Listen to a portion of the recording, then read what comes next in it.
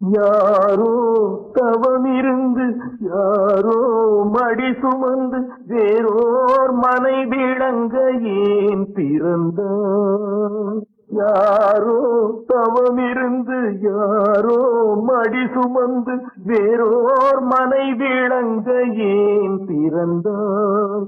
பூ போல் சிரித்திருந்து பொன் போல் வளர்ந்திருந்து ஏழை மனம் துடிக்க ஏன் பிரிந்தாய்?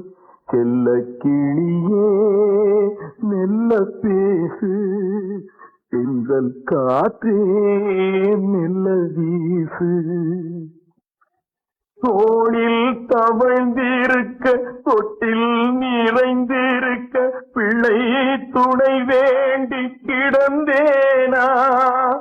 ஏதோ உறவு வரும் என்றும் உதவி வரும் என்றே எனது வழி நடந்த